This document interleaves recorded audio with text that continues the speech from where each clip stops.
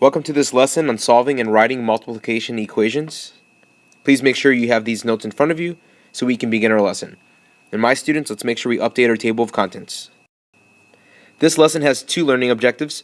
The first one says I can solve a one-step multiplication equation, and the second one says I can write a one-step multiplication equation. So for our key concepts, let's talk about the inverse of multiplication. We've previously discussed that the word inverse means opposite.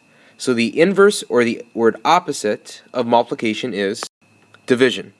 And whenever we solve equations, we want to make sure that we isolate the variable. And in order to do that, we have to use the division property of equality to keep equations balanced. So speaking of balancing equations, let's look at this scale and pretend like we're going to keep it balanced. The center will be our equal sign, or we call it the fulcrum. And in order to keep it balanced, we want to make sure that both sides are equal. So we're going to assume that each circle is the same size. And I'm going to say that this equation is balanced, or this scale is balanced, because we have 6 circles on each side. Now if I divided one side by 2, my scale is no longer balanced because I have 3 circles on the left-hand side and 6 circles on the right-hand side. So in order to balance this, I need to make sure I divide by 2 on the other side as well. So by dividing on both sides, I now have a balanced scale. This is an example of using the division property of equality because I divided both sides of my scale by 2. And now my scale is balanced. So let's use these key concepts to discuss the following examples. Alright, so for example 1, it says solve 9x equals 54, and let's check our solution.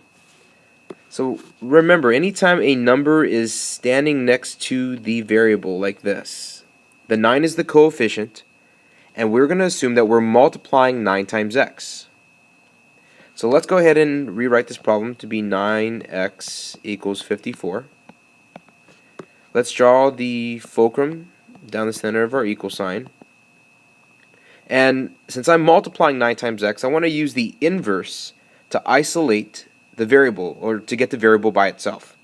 So instead of multiplying by 9, I'm going to divide by 9. But I want to make sure I divide by 9 on both sides. This is an example of the division property of equality because I divided by 9 on both sides to keep my equation balanced. Now on the left-hand side, we can do 9 divided by 9, which becomes 1. So x is all by itself, or you can call it 1x, it's the same thing. And on the right hand side we can do 54 divided by 9, which becomes 6. So the value of x is equal to 6. Let's plug this back in to check our solution. So 9 times 6, when we do the math, we do get 54, so we checked our solution.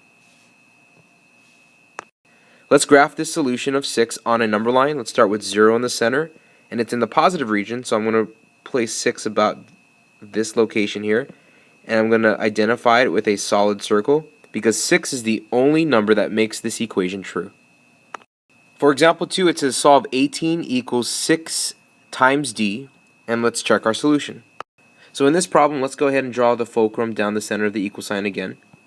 And let's start on the right hand side because that's where the variable's at. So we're multiplying the 6 and the d, so in order to get d by itself, we need to do the opposite of multiplication, which is division. So let's divide this side by 6. Now if I divide one side by 6, let's keep it balanced by dividing both sides by 6. This is an example of the division property of equality because I divided by 6 on both sides. Now that we've done that, let's go ahead and divide 6 divided by 6. Well, that goes away and that becomes 1d. Let's drop the d right next to it. And on the left hand side, 18 divided by 6 becomes 3. So the value of d is equal to 3. Now remember, you don't even need that 1 in front of the d, but some people like to place it, some people don't. Let's check our solution now. Let's plug 3 back into our equation. So 6 times 3 does equal 18, so we've checked our work. Now let's graph our solution on a number line.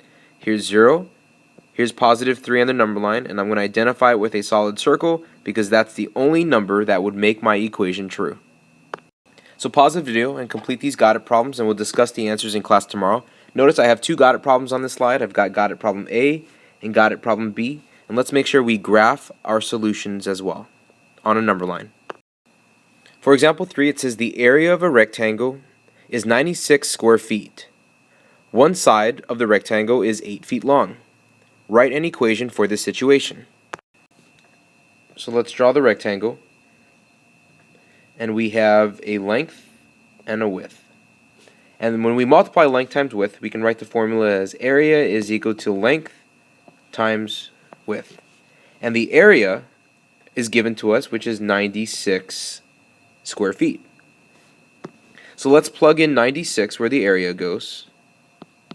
And they're giving us one side, so I'm going to call the length equal to 8. Our job is to figure out how wide it is. So let's plug in 8 where the L is, and we don't know what the W is, so we're just going to drop W right next to it. Remember, when the 8 and the W are standing next to each other, the 8 is the coefficient, and we are multiplying those together.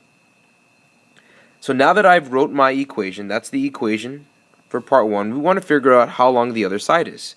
So I'm going to write 96 is equal to 8 times W, and I'm going to draw the fulcrum down the center of the equal sign. And I want to isolate my variable, which is on the right-hand side. Since I'm multiplying, I want to do the opposite and divide both sides by 8. So this is an example of using the division property of equality. So if I divide both sides by 8, W is now isolated, and 96 divided by 8 becomes 12. So the answer is, the other side is equal to 12 feet long. And that's the answer. So pause the video and complete this got it problem, and we'll discuss the answer in class tomorrow. So please be sure you write an equation for this situation and then solve it. So now that we've completed this lesson, go ahead and self-rate yourself and let us know how you feel. If there's any part of this video that you do not understand, please go back and watch it again. Also, come to class with some questions so we can discuss it in further detail.